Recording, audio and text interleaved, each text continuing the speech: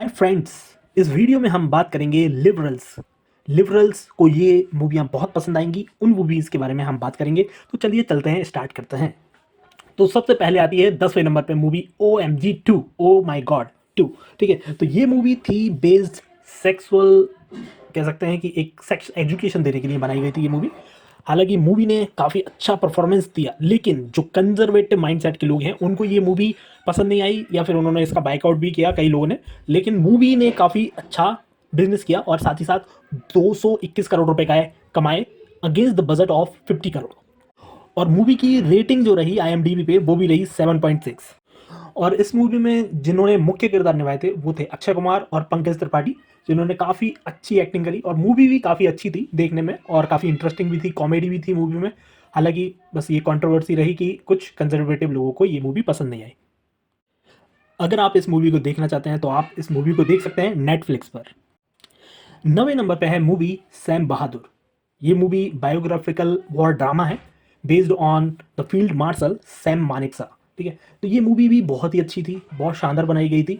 लेकिन इसमें जो कंजर्वेटिव्स हैं उनको कुछ मसाला नहीं मिला, क्योंकि एक बहुत ही साफ़ सुथरी मूवी बनाई गई और जिसमें ना ही किसी के प्रति हेट था, ना ही कुछ था। तो इसलिए इस मूवी को काफ़ी लोगों ने पसंद किया और इसमें 128 करोड़ रुपए कमाए against the budget of 55 crore. और इसकी IMDb रेटिंग भी है 8.1 करोड़। सैम बहादुर मूवी को आप देख सकते हैं G5 पर। 8 नंबर पे है मूवी जोराम।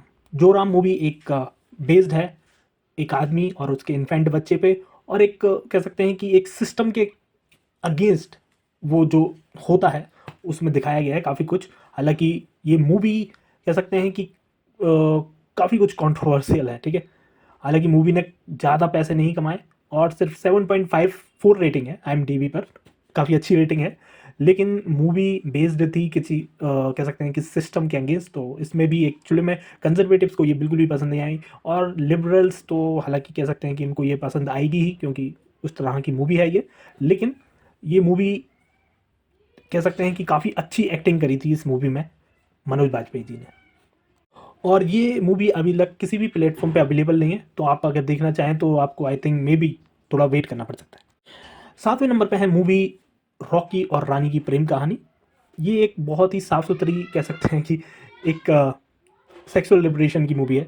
इसमें काफ़ी अच्छे से ये दिखाया गया है कि जो लड़का और लड़की हैं वो किस तरह से एक दूसरे की फैमिली के साथ रहकर उनके फैमिली वालों को समझना चाहते हैं और किस तरह से वो प्रॉब्लम को फेस करते हैं। और अल्टीमेटली मूवी काफ़ी अच्छी बन पड़ी है। और कह सकते हैं कि जो जिन्होंने ये मूवी बनाई है वो लिबरल साइड के हैं, जिनका नाम है सभी जानते हैं, करण जौहर जी। और इस मूवी ने भी काफ़ी अच्छा पैसा कमाया, 355 करोड़ रुपए कमाए against the budget of 150 crore.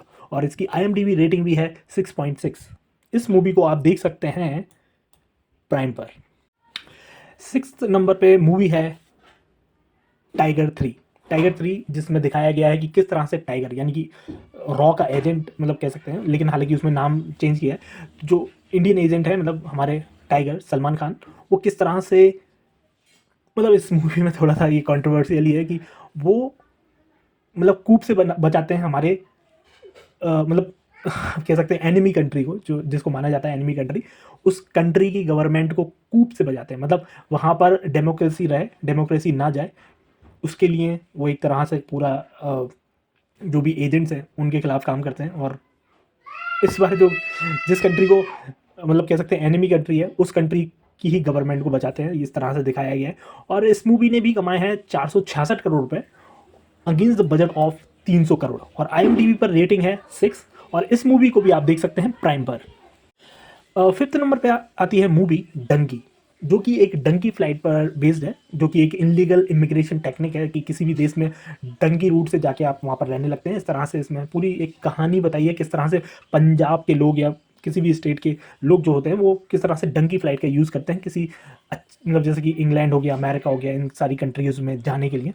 तो इस मूवी में काफ़ी अच्छी एक्टिंग करी है शाहरुख खान ने, और कह सकते हैं कि हमारे विक्की कौशल ने भी काफ़ी अच्छी एक्टिंग करी है इसमें, और बाकी एक्टर्स ने भी काफ़ी अच्छी एक्टिंग करी है। और साथ ही मूवी ने कमाए हैं 470 करोड़ रुपए against the budget of 120 crore.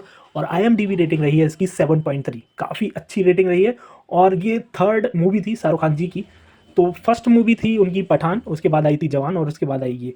तो एक्चुअल में जो कह सकते हैं हेटर्स ऑफ शाहरुख खान है, उन्होंने ट्राई किया किस तरह से पठान को नीचे गिराया जाए, तो उसकी रेटिंग भी काफ़ी 5.9 आई थिंक कर दी थी उन्होंने।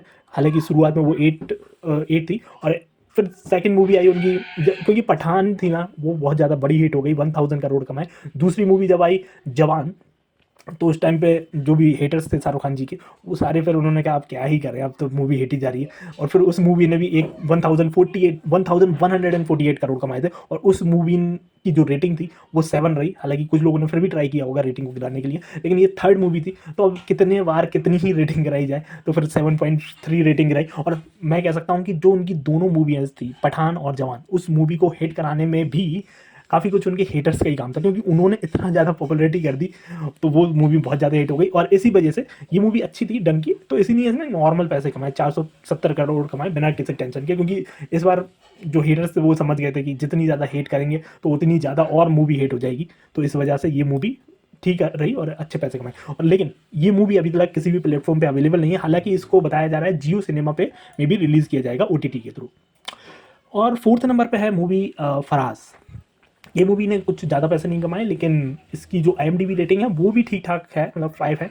लेकिन इस मूवी में बेस्ड है एक real life terrorist attack which is happened in Dhaka cafe, और उसमें एक व्यक्ति के ऊपर ये स्टोरी है।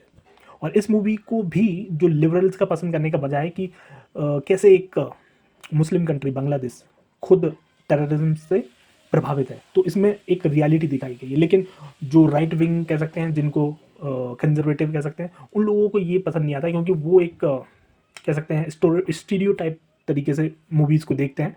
उनको एक ही तरह के मतलब पैटर्न में लोगों को रखना आता है। लेकिन इसमें दिखाया गया है कि किस तरह से जो टेररिज्म है उससे सभी लोग अफेक्टेड होते हैं, ठीक है ना।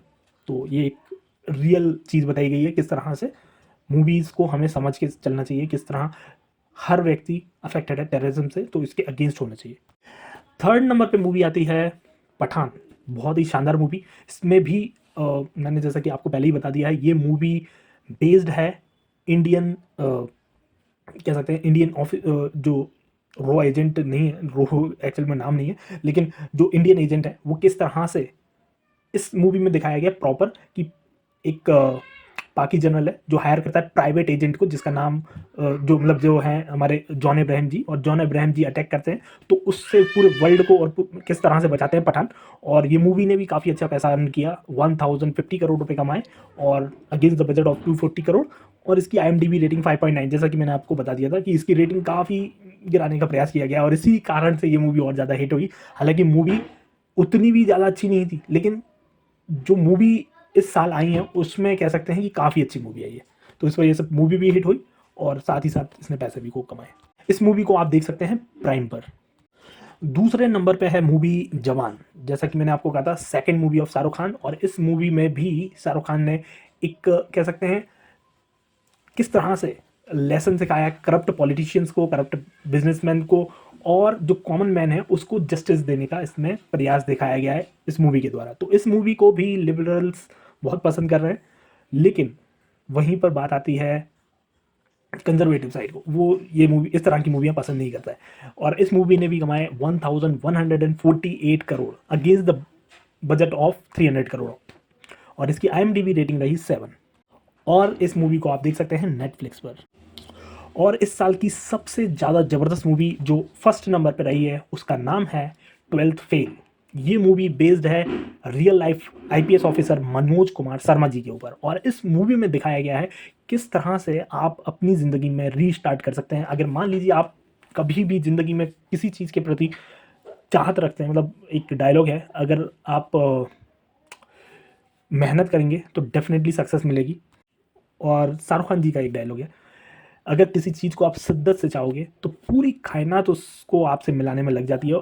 ये एक तरीके से एक बुक भी थी द सीक्रेट, उसमें भी सेम दिखाया गया है। अगर आप कुछ भी चाहेंगे, लॉ ऑफ अट्रैक्शन भी कहते हैं इसे, तो वो चीज़ आपको मिल ही जाएगी। अल्टीमेटली मूवी का जो कॉन्सेप्ट है बहुत ही ज़्यादा ज़बरदस्त है, कि किस तरह से आपको मेहनत करना है और आगे बढ़ना है, ठीक है ना। मतलब गरीब आदमी भी है ना, वो भी आगे जा सकता है, इसमें ये दिखाया गया है। तो ये लिबरल्स को ये भी काफ़ी पसंद आता है कि किस तरह से आम व्यक्ति आगे बढ़ता है, ठीक है ना। जो कंजर्वेटिव्स होते हैं उनके लिए ये चीज़ होती है कि छोटा आदमी छोटा रहे, तो वो थोड़ी सी कन्फ्यूजिंग है।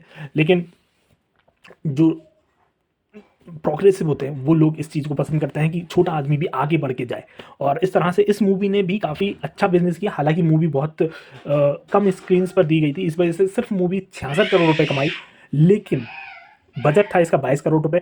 और इस मूवी की सबसे अच्छी बात है इसकी IMDb रेटिंग जो 9.2 है, बहुत ही ज़्यादा ज़बरदस्त। और इसका मूवी का एक डायलॉग है, हार नहीं मानूंगा, और यही मूवी इसी तरह से हम कह सकते हैं कि बहुत ही ज़्यादा ज़बरदस्त। और विक्रांत मैसी का जो कह सकते हैं कि एक्टिंग थी उसने तो बहुत ही ज़्यादा लाजवाब, मतलब वो एक्टिंग कर रहे थे या फिर एक तरीके से रियल लाइफ जी रहे थे, उस तरह से उनकी एक्टिंग लगी और काफ़ी शानदार उनकी एक्टिंग। और इस मूवी को आप देख सकते हैं डिज्नी हॉटस्टार पर।